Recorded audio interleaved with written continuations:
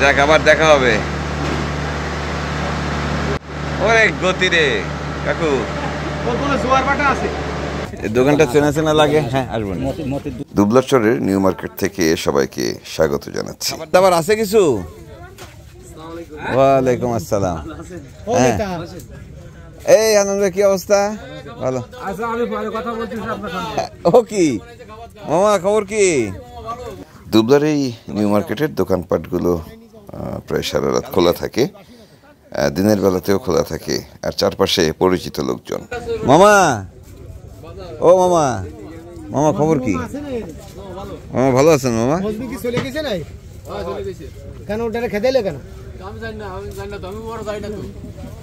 এটা আবার কি জিনিস? এটা আবার কি জিনিস? নতুন আইটেম দেখতেছি। কিসের লাড্ডু? নতুন কোম্পানি দেখতেছি।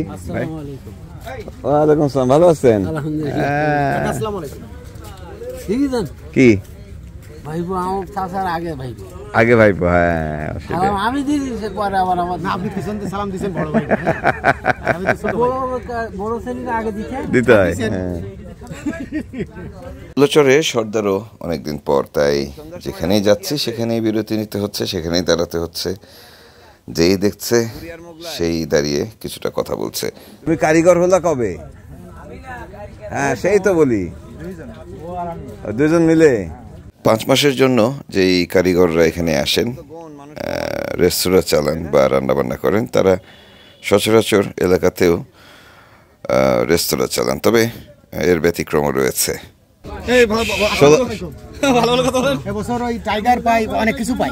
হ্যাঁ, কি 16 বছরের লাইফে কি আজকে খাবো তার দোকান, এই কথা বলে আপনারা চা খাই দিয়ে কবে টাকাটা দিয়ে যান, ও বিরাট খারাপ। না, আমি আসলে প্রতিবারই চা খাইতে বলে। আমি আপনার শহীদুল কাকার বোনাই, বুঝুন তো। আমার কাকু কিন্তু ভালো মানুষ না। আছে আছে আছে, চলেন হেঁটে আসি। ভালো আছেন?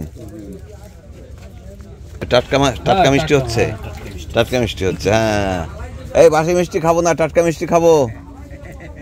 ঠিক আছে মাহবুব সাহেব? আর কি হচ্ছে সন্ধ্যায়? ভালো আছেন? আর কি হচ্ছে?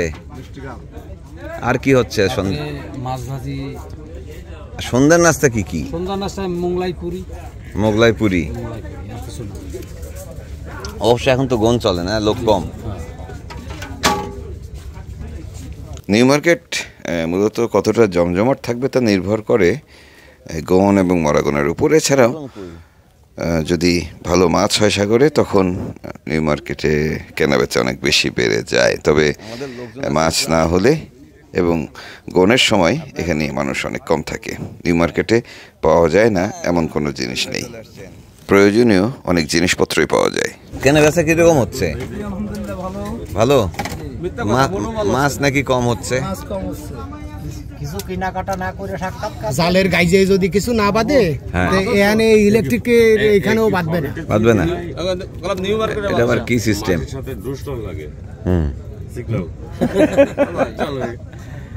কেনাবেচা কিরকম এমনিতে? ভালো ভালো না? পাওয়া যায় না সব। কি এই জায়গায় কি চলে? ও ভাই, কি চলে? এত ভিড় কেন? জেলেদের একটা সুন্দরবনের ভিতর, হ্যাঁ, মানে প্রবেশের আগে একটা আপনার লাগতো, আপনার আইডি কার্ডে আপনার ওসি সাহেবের সই বা আপনার এই যে সভাপতির সই লাগতো, যা ফরমান দেশে যাইলে যাচ্ছে বাস থেকে, তার জন্য সাহেবরা থেকে এবং ঊর্ধ্বতন কর্মকর্তা থেকে একটা কার্ড তৈরি করছে। এই কার্ড, এই কার্ডে আপনার করতে হবে, এই কার্ড দেখালে আপনারা সই লাগবে না। আচ্ছা, এটা তার নাম, ঠিকানা, আইডি নাম্বার, তার মোবাইল নাম্বার সহ ঊর্ধ্বতন কর্মকর্তার, রেঞ্জ কর্মকর্তার সই এবং তার লাইসেন্সদারির সই। কেমন আছেন? ভালো আছেন? হ্যাঁ, ভালো আছি। প্রত্যেকটা লাইসেন্সদারির আন্ডারে, যে যে লাইসেন্সের আন্ডারে যে যাইলে সেই লাইসেন্সের নাম্বার, সেই লাইসেন্সের কার্ড, নাম্বারের কার্ড এবং ঊর্ধ্বতন কর্মকর্তার সই, ফরেস্টার এবং যে লাইসেন্সদারির সই। তো এটা কি সব এখানে কাজ চলতেছে? এই যে আমরা এই যে পুরোটাই ইনশাল্লাহ আমরা করতেছি এবং এই লেমিনেটও করে, লেমিনেটিং সহ কার্ড ফটোকপি, ছবি এবং এই তো বলি হাজার হাজার ছবি এই যে বাইর করছে, এই যে এই হাজার হাজার ছবি, এই যে এই সব ছবি বাইর করে করে গ্রুপ ছবি সব নামের সাথে ছবি মিলতেছে নামের তো? সাথে, মিলতেছে তো? নামের সাথে নাম লেখা লেখা। আচ্ছা আচ্ছা আচ্ছা আচ্ছা। সবাই কার্ড বানায় ফেলতেছেন নাকি? সবাই। হ্যাঁ, যাতে সবাই আমরা ছাড়া কোনো চাইলে লোক তো থাকবে না। বৈধ জানে, তাহলে আমরা অবৈধতা থাকবো না, আমরা বৈধতার মধ্যে থাকি, অসুবিধা নেই। ভালো হয়েছে, খুব সুন্দর। ওরে নামের সাথে ছবি মিলতেছে তো? কি অদ্ভুত ব্যাপার, প্রযুক্তি কোথায় চলে গেছে। এই সুন্দরবনের শেষ প্রান্তের দুবলাচরের যেই নিউ মার্কেটটি রয়েছে সেখানে এখন বিদ্যুৎ আছে, পাওয়া যায় না হেন কোনো সুবিধা এখানে নেই। টাকা ট্রান্সফার থেকে শুরু করে সমস্ত কাজ কারবার এখানে চলে জেনারেটরের মাধ্যমে। সেই সাথে নানা ধরনের পণ্য পাওয়া যায়। খাবার দাবারের বৈচিত্র্য বাড়ছে তো বাড়ছেই। না এই এই হবে না, অসুবিধা নেই। চামচ দেন একটা।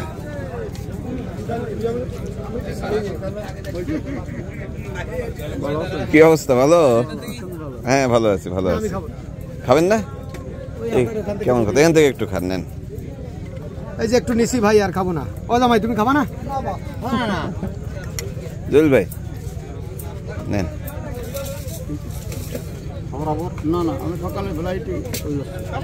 সকালের ফ্লাইট পানির উপর। রোজ আমিন, খবর কি? তোমার হাত পা ঠিক আছে? ইন্দুর বন্দরে কাটেনি তো? সুখর দেখতেছি এবার মেলা।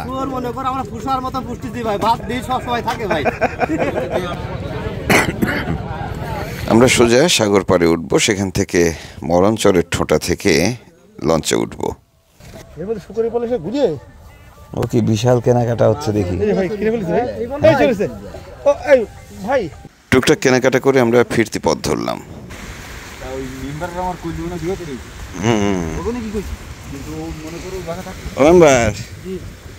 তাহলে দেখে শুনে থাকেন, ঠিক আছে?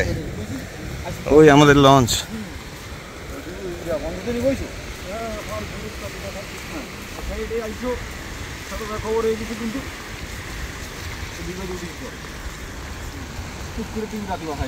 যাচ্ছি, এই হচ্ছে মরণচর আদরকোলের।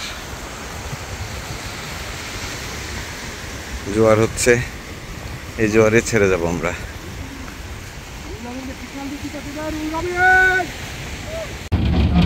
চলে আসছি।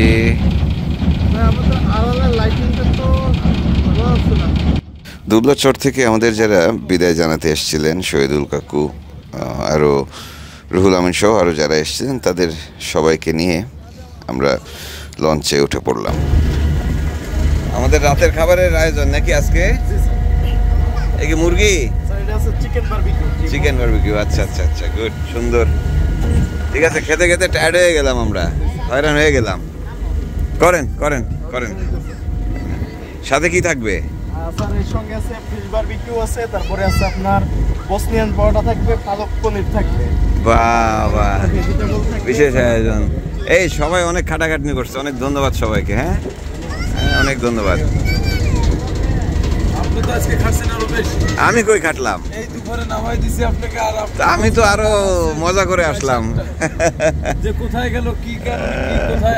না না না, এইদিকে আমার কোনো সমস্যা নেই, ঠিক আছে? যাক, ঠিক আছে। সন্ধ্যার নাস্তা করে বিদায় নিলেন সুন্দরবনের মানুষেরা। আমাদের শহীদুল কাকু সহ বাকি যারা ছিলেন তাদেরকে বিদায় দিতে খারাপই লাগছিল। রাতের খাবার খেয়ে গেলে পারতেন কাকু, খাবেন না? হ্যাঁ,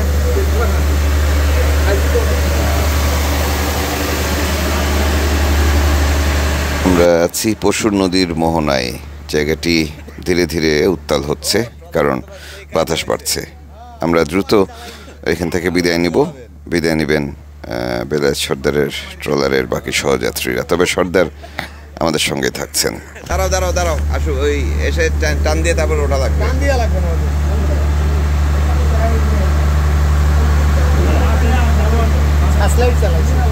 ওরে বাবা,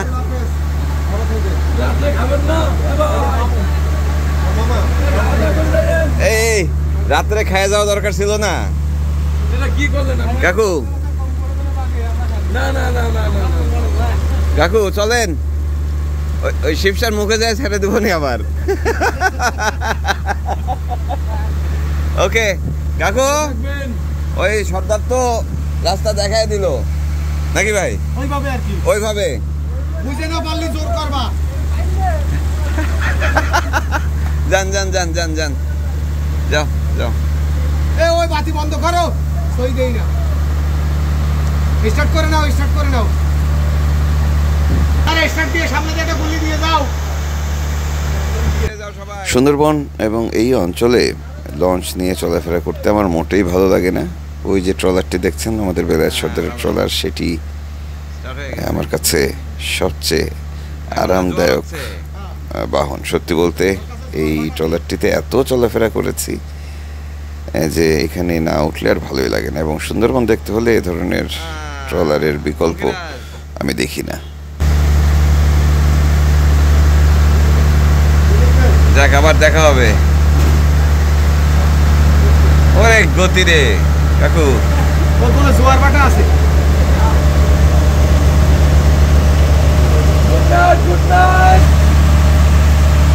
ওখানে জোয়ার ভাটা নেই।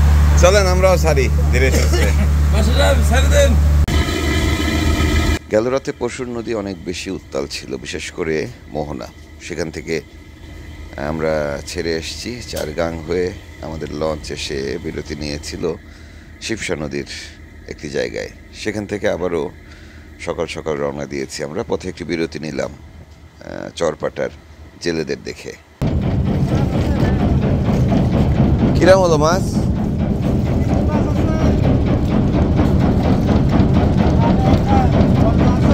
গলদা আছে। এই এত বড় জালে এই মাছ? ও মাছ কি এখনো টোকাচ্ছে? মাছ তুলতেছেন এখনো? আচ্ছা আচ্ছা আচ্ছা আচ্ছা, গুড।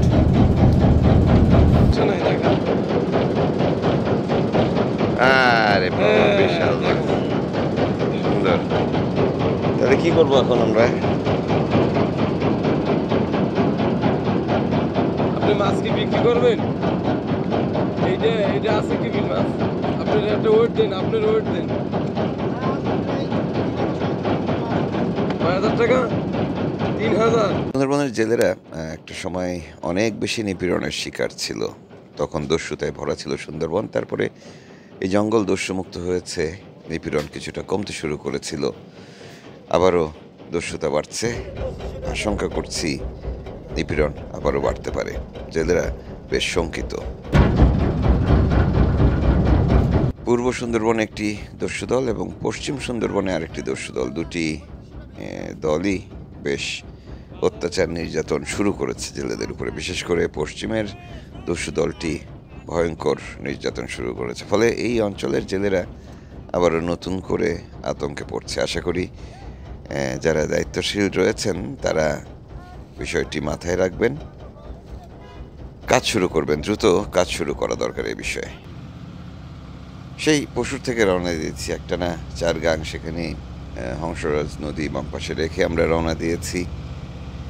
এরপর ডান পাশে নিশানখালি, বাম পাশে পাটাকাটা, অনেক পরিচিত জায়গা, এবং সেগুলো পার হতে হতে ছোট নিশানখালি হয়ে আমরা এসেছি যে খালটি, তার নাম হচ্ছে শেখের খাল। শেখের খালে সেখানে একটি কালী মন্দির রয়েছে, পুরনো একটি মন্দির রয়েছে। সেটি দেখে আমরা আবারও রওনা দিয়েছি কালাবগিতে। আরেকটি বিরতি নেওয়ার ইচ্ছা রয়েছে আমাদের। এটি একেবারে লোকালয়, খুলদার দাকুক উপজেলার কালাবগি। সেখানে একটি পর্যটন কেন্দ্র রয়েছে পর্যটকদের জন্য। আমি গতকাল রাত্রের থেকে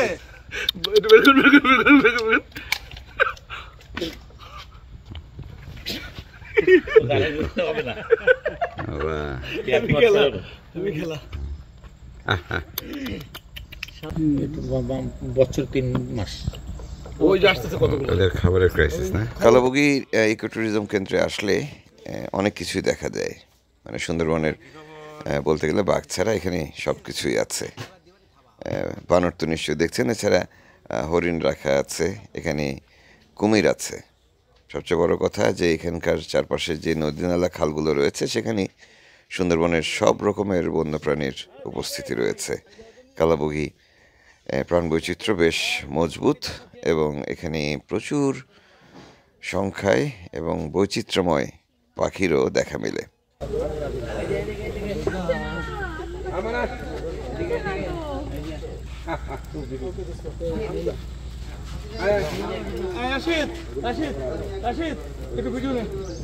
আমরা এই পুরো সফরটি করছি একটি মোটামুটি বেশ বড়সড় লঞ্চ RLC-তে।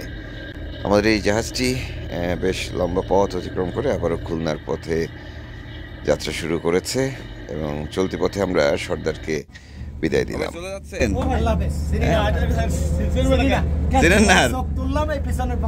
ওকে ওকে ওকে হাঁটা দেন, ওকে ওকে হাঁটা দেন, হাঁটা দেন, হাঁটা দেন,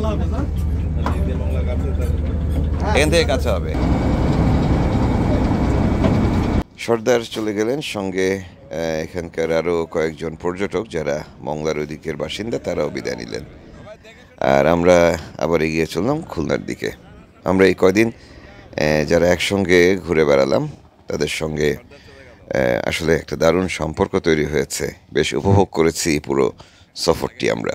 আসলে সুন্দরবন আমরা যেটুকু দেখাচ্ছি, সুন্দরবন তো আরো অনেক কিছু দেখানোর আছে। হ্যাঁ, আমরা আসলে যেভাবে দেখাতে চাই অনেক ক্ষেত্রে গেস্টরা চিন্তা করে যে না এইভাবে তারা মনে করে রিল্যাক্স ট্যুর, আমরা চাই দিয়ে ট্যুরটা হোক শিক্ষণীয় ট্যুর। আচ্ছা, বাট ওই দিকে আমরা ধাবিত হওয়ার চেষ্টা করছি। তো সামনে কি ধরনের অবস্ট্রাকশন বা সম্ভাবনা আছে সেই দিকে যেতে? যেমন আপনি হয়তো আপনি তো দীর্ঘদিন এই সুন্দরবন নিয়ে আপনি কাজ করছেন। সুন্দরবন কিন্তু দেশি বিদেশি বহু পর্যটক আসতে চায়, বিশেষত বিদেশিদের কাছে কিন্তু আকর্ষণ সুন্দরবন। সেই হিসাবে আমরা যেটা চিন্তা করছি যে না, বিভিন্ন ধরনের ক্যানেল রয়েছে, বিভিন্ন ধরনের নদী রয়েছে, আমরা চাই নদীগুলিকে সুন্দরবনে আরো পরিচিত করতে, যে না এই বা গাছগুলি পরিচিত পাক। এই ক্ষেত্রে একটা গাইডলাইন আসা উচিত। গাইডলাইনের কথা বললেন, আমাদের সাথে তো রাসেল ভাই আছেন, আপনি তো আমাদের গাইড করলেন। প্রাকৃতিক সৌন্দর্যটা সুন্দর বিদেশিরাই এরা উপভোগ করতে পারে। আমরা তো আসি, আপনারা করাবেন আমাদেরকে দিয়ে, অসুবিধা কি? আসলে এটা হচ্ছে একটা গাইডলাইনের বিষয় আছে।